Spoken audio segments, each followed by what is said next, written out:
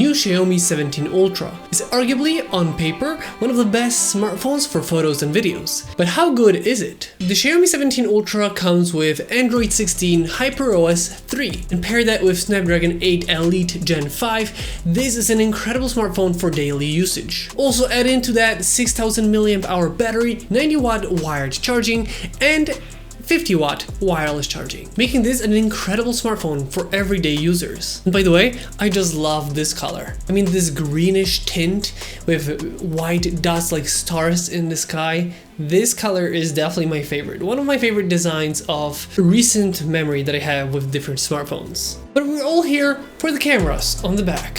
So the Xiaomi 17 Ultra has a triple camera setup. This time we no longer have 4 cameras as we did with Xiaomi 15 Ultra and 14 Ultra. This time we have the 3 of them, but there is a reason why we have it like that. So we have a wide angle 50 megapixel camera sensor. After that we have the main camera, which is a 1-inch sensor. And to add to this, we have a telephoto, but this time it's only one, and instead of having 2 that have different focal lengths, we have one that pretty much occupies the whole top of the camera bump, which is actually a zoom lens inside of the camera bump, making this a 75 to 100 millimeter equivalent on the smartphone. Essentially taking out the 75 millimeter and 100 millimeter and just combining them into one single sensor. Just in a way, making this having more space instead of having 2 different sensors, 2 different cameras, lenses.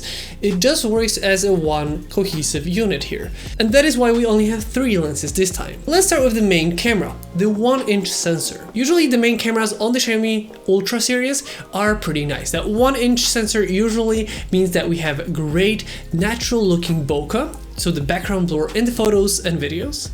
Also, because of that, it just looks more professional and more like a real camera. Add to this another benefit, 1-inch sensor is much bigger. Thanks to this, in low light situation, it is gonna perform much better. So it is not only nice for everyday shooting, it also has that more professional look to it. And also just the bigger sensor means it's better for everyday usage, and especially for low light, where the bigger the sensor, the more light it can gather, and this is a huge benefit of it. I remember back in the days of like Xiaomi 14 Ultra, having the 1-inch sensor was like the biggest deal. But here, it is actually put a little bit lower, and it seems like it's the secondary deal, because this time the telephoto takes the spotlight. But before that, let's go to another on the bottom, which is the wide angle lens. And to be honest, this is not my favorite of the 3. And I can see it being the next step up compared to the main and the telephoto, which have been upgraded over the years. But it's okay, it's not bad per se, it's pretty good for a wide angle lens. And it is a 50 megapixel camera sensor, so it is nice in terms of details. I do have a feeling that when I'm shooting the photos with the wide angle lens, it does feel like it is a little bit pixelated in a way when looking through the phone itself. But after that, the photos look good. So it is kind of weird that it is a 50 megapixel sensor, but on the screen it looks a little bit pixelated. And like I said, it's good. It's a really good wide angle lens. Maybe not the best I've seen, but it is a good wide angle lens. And it is a 0.6 times zoom. So there have been times where the different phones have a little bit more wider wide angle lens, but it is still in a range that I would say is pretty nice for, I guess, most people. And then we come to the main event of the smartphone, the telephoto on the top. It is going from pretty much the left to right. So essentially the main and wide angle are on the bottom, where the whole upper part, it is the telephoto zoom lens. Essentially, instead of having 2 on each side, now it's just one sensor and then different lenses, which move inside of the camera bump. Thanks to this, we have a 3.2 up to 4.3 times zoom. And to be honest, I wish it was a little bit bigger. I know this is kind of the same thing as having the 3 times zoom and 4 times zoom, but having just one sensor so that you don't have to have 2 different cameras. But in real world usage, when you change between the 2, it just doesn't feel like there's a huge difference. But this gives us a benefit that there's only one sensor. Instead of having a 50 megapixel times 3 lens and then having a 200 megapixel times 4 lens, now the times 3 is also 200 megapixel, meaning that we just have more megapixel count if we wanted to digitally zoom in. But if you need that extra range, you can go to 4.3, which is a really nice zoom. I do personally prefer the way it was on the Xiaomi 14 Ultra with the times 3 and times 5 having that distinct differences, and the times 3 being the, the macro capable camera. Here it is a little bit different. The macro is still on the telephoto lens, and it is, in my opinion, the better way to do telephoto instead of a wide angle lens like the competition does still in 2026, but it is slightly worse than it was on the previous models like the Xiaomi 14 Ultra and 15 Ultra. On the 14 and 15 Ultra, it was on the telephoto, but the ×3, and you could get even closer because it was actually 10 centimeters macro photography. This is 30 centimeters, and I'm guessing this is because of the way this lens works.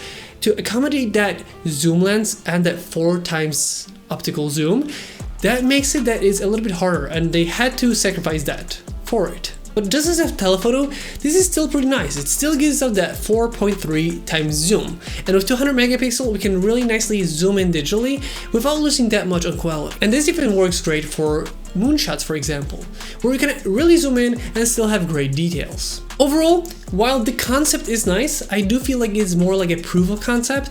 And I wish with time they can develop something like this, but with maybe like 3 to 5 times zoom or even more. That would be amazing.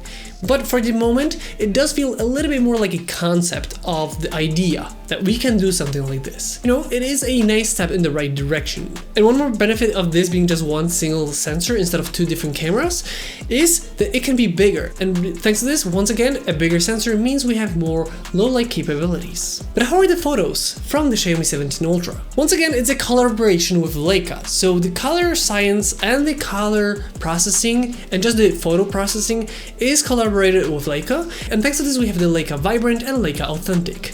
The Leica Vibrant is the more colorful, the more punchy, and just the more vibrant of the two, where the Authentic is a little bit more artistic and a little bit more authentic, but you can notice a vignetting on the Leica Authentic. I think both are great. It's gonna be at the end of the day dependent on what you want from the photo, and sometimes you might want to just switch things around, so it is gonna be personal preference.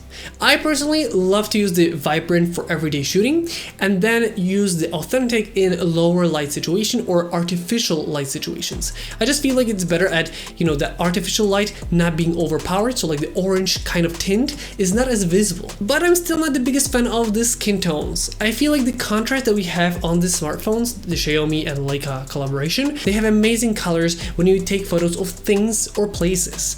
In that regard, they are incredible, some of my favorite, pretty much one of the best, if not the best photography you can get on a smartphone. But we're just talking about the skin tones. I do feel like the Xiaomi 17 Ultra still is a little bit too contrasty to my liking. For many, this might be perfect, but for me, it is a little bit too contrasty, making the skin look in a little bit different kind of colors or a little bit too pale, with a little bit too much contrast added to it. This is not my favorite, and I think there are different phones that do that a little bit better, but I would still say that it is still pretty good. It's another step in the right direction. In my opinion, the photos from the Xiaomi 17 Ultra do look more like a camera than a smartphone. So if you're looking at that photography look from your phone, the Xiaomi 17 Ultra definitely delivers that. You can definitely feel that Leica feel of it. Also, you can shoot in JPEG and RAW. The JPEGs are pretty much straight from the camera and they look fantastic. And in terms of colors, you have the Vibrant and Authentic. But because we have the Pro mode on the Xiaomi 17 Ultra, you can not only change the settings to your liking, you can actually shoot in RAW and edit those photos in post-production to your liking. Essentially, with the Pro mode and the RAW capabilities, you have full creative control of the photos from the Xiaomi Ultra, taking advantage of the amazing camera sensors that we have on it. And if you like the way I edit the photos from the Xiaomi 17 Ultra, you can find the presets that I use to color those photos in the description below. But what about the video of the Xiaomi 17 Ultra? You can shoot up to 4K 120 frames per second with it, but on the main and the telephoto lenses. So once again, the ultra wide angle lens does seem to be the one that has been the most outdated of the three. And I feel like this could be the next iteration's upgrade. But you can shoot in 4K 60 frames per second across all of the lenses, and you can switch seamlessly between all of them. And this is a feature that I love, that you can change between the lenses while shooting from a wide angle lens to a telephoto lens. In my opinion, the video side of the Xiaomi 17 Ultra looks really good. Maybe this is not the best quality in terms of video on a smartphone that I've ever seen, but it is solid. It is a really good looking video. The colors are pretty nice. It is a little bit on the sharper end, so it is going to be on the more smartphone sharp looking footage, And because this is a smartphone, you don't expect to have that much background separation, but because of the nice telephoto capabilities and the 1-inch sensor, you do have that bokeh still, so you still have that separation in a way, making this feel once again more like a camera and not a smartphone per se. But like I said, it is great, just not my favorite.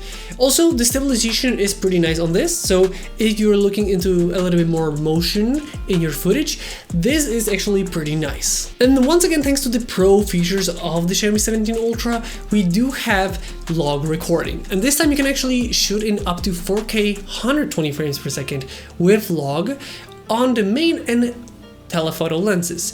And you can also shoot in 4K 60 frames per second log on all 3 of the lenses. So if you really want to push it as much as you can in post-production and color grade the footage, you can do that with the Xiaomi 17 Ultra. And thanks to the Pro mode, you can really set up all the settings the way you want to, essentially making this a great content creation smartphone.